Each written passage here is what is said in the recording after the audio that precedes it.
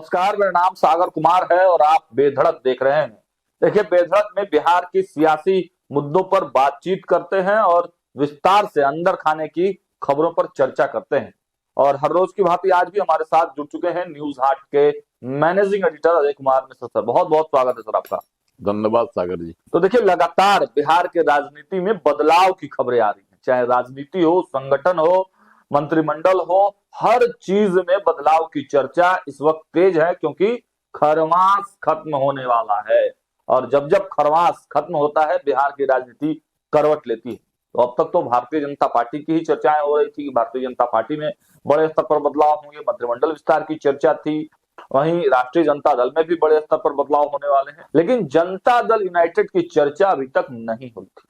तो आज हम समझने का प्रयास करेंगे सर से कि सर क्या भारतीय जनता पार्टी और राजद के तरह जनता दल यूनाइटेड में भी खलबली है? क्या वहां भी बड़े स्तर पर बदलाव देखने को मिल सकते हैं? देखिए, संगठनात्मक तौर पर जो है बदलाव की अब सब पार्टी चाहता है ना।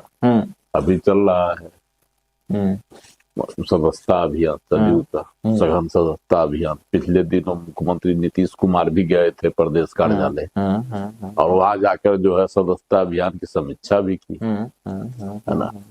तो अभी चलेगा सदस्यता अभियान, लेकिन अब इसी बीच एक खबर और उड़ रही है कि उमेश कुशवाहा जो प्रदेश अध्यक्ष है उनको कोई नई जिम्मेवारी दी जा सकती है, मंत्री बनाया जा सकता है। हाँ, मंत्रिमंडल का विस्तार तो है, ड्यू है। जदयू के जो है 6 लोगों का तो बनना तय है। उन 6 में जो है एगो उमेश कुशवाहा का भी नाम आ सकता है, इसलिए कि वह कुशवाहा समाज से है, लौह कुश समीकरण से।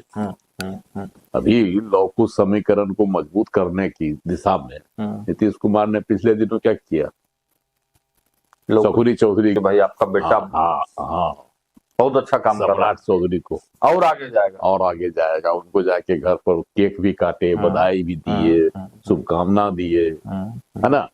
और बड़ा एकदम खुश थे।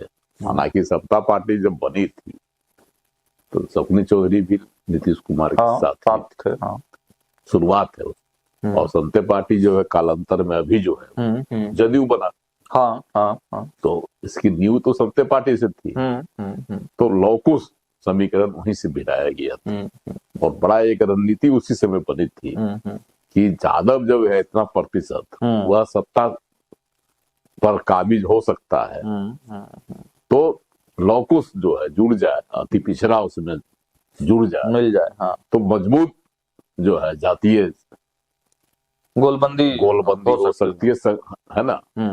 तो इसलिए जो है प्रयास किया गया था और वह प्रयास शुरुआती दौर में तो उतना सफल नहीं रहा, लेकिन कालांतर में जब जदयू बना और भाजपा से सांठगांठ हुई, गठबंधन हुआ, उसके बाद से देखिए कितने वर्षों से जो है सत्ता पर नीतीश कुमार काबिज है ना। तो इसलिए जो है संभव है इस बार उमेश कुशवाहा विधायक है महानार से, उनको भी मंत्रिपरिषद में रखा जाए और कुशवाहा का कोटा जो है उसको जो है फुलफिल किया जाए एक और। तो इसलिए नीतीश कुमार जी संभव है कि इनको मंत्री बना में, है ना, उमेश कुशवाहा को। और या यह भी एक बहुत बड़ी बात आ रही है कि इनको जो है कोई और बड़ी जिम्मेवारी दी जा सकती है उमेश कुशवाहा को। और कौन सी बड़ी जिम्मेवारी होगी भाई? तो प्रदेश अध्यक्ष के बाद तो राष्ट्रीय अध्यक्ष होता है। जो अंदर खाने की जो चर्चा है उमेश कुशवाहा को बड़ी जिम्मेवारी दी जाए। संजय झा का पत्ता कटेगा क्या सर? देखिए, अभी हम नहीं कह सकते हैं कि संजय झा का पत्ता कटेगा, लेकिन प्रदेश अध्यक्ष से बड़ी जिम्मेवारी जो है दो ही चीज न हो सकती, या तो मंत्री पद मिले, या मंत्री पद बने, या फिर राष्ट्रीय राजनीति में जाए, यही ना। तो फिलहाल जो है कि उनके जगह पर किनको बनाया जाए, इसकी भी खूब जोरदार चर्चा है। इधर से आप देखते हुए कि नीतीश कुमार जी की सक्रियता खूब बढ़ गई थी।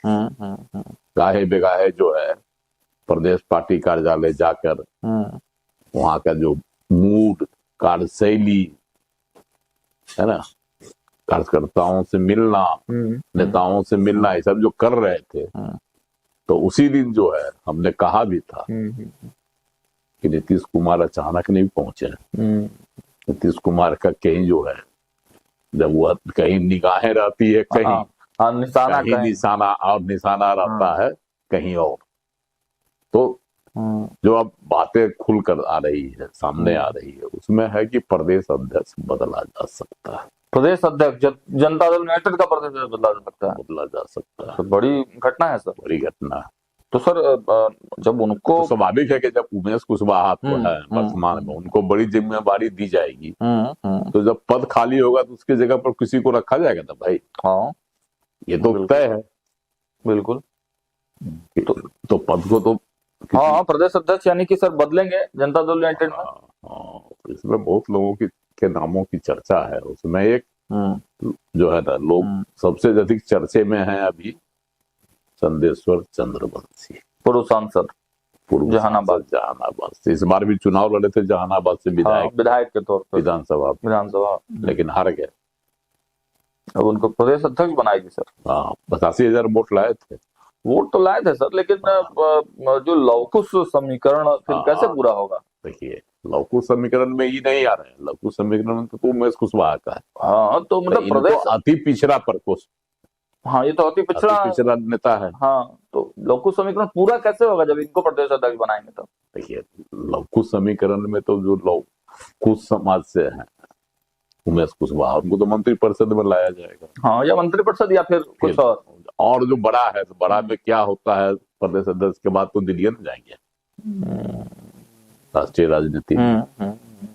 तो इसलिए जो है अब चंदेश्वर चंद्रवंशी को रखा गया है कि भाई चंदेश्वर चंद्रवंशी को बनाया जा सकता है।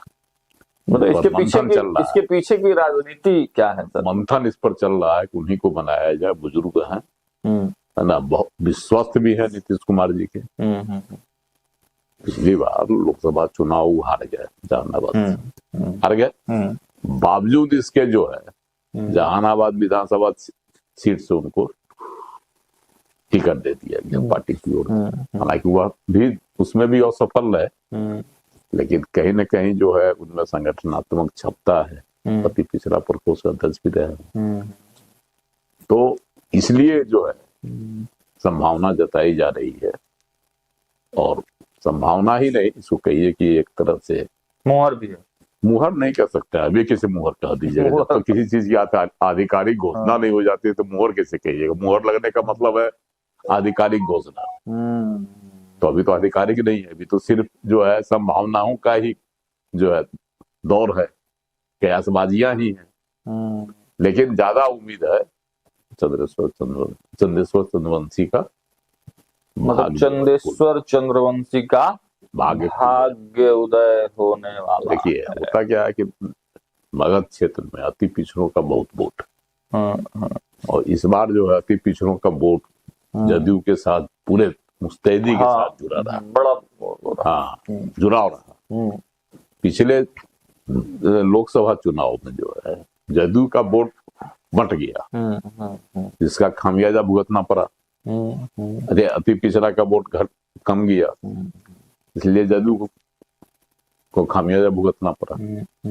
इसलिए इस बार जो अति पिछड़ों का वोट आया है पार्टी के साथ, एकजुटता के साथ, सिर्फ मगध क्षेत्र और जहानाबाद इलाके में ही नहीं, पूरा जहां भी देखिए बृहद स्तर पर, राज्य स्तर है ना, ये आया वोट। तो हो सकता है कि इसको और मजबूती देने अति पिछड़ों को भाई और जिस तरह से इंटैक्ट रहे मजबूती से, जिस तरह से बीजेपी देखिए, बीजेपी का पूरा समीकरण चलता है अति पिछड़ा सवर्ण इन लोगों पर, और लव कुश में कुश को चाह रही है बीजेपी, आगे कर रहा। सम्राट चौधरी को देख रहे हैं, उप मुख्यमंत्री बना दी जी, पहले भी बना के रखी हुई थी, प्रदेश अध्यक्ष भी बना कर रखी थी, बिल्कुल। लेकिन इस बार जो उनके पिता सम्राट चौधरी के पिता का जो जन्मदिन जन्मदिन मनाया गया। हाँ, तो उस दिन जो है नीतीश कुमार का पहुंचना, उनके घर जाकर उनको बधाई देना, यह सब जो है ना दर्शाता है कि नीतीश कुमार जी का ज्यादा लगाव। तो पहले भी सर तो जाते रहे हैं। इसलिए जो अति पिछड़ों को भी अपनी ओर पूरे जोर के रखना चाहते हैं नीतीश कुमार जी, ताकि भाजपा जो है, भाजपा भी तो अंदर खाने तैयारी कर रही है कि मेरे साथ अति पिछड़ा जुड़ जाए, जुड़ा हुआ भी था वोट में, तो इसलिए जो है यह समीकरण फिट बैठता है।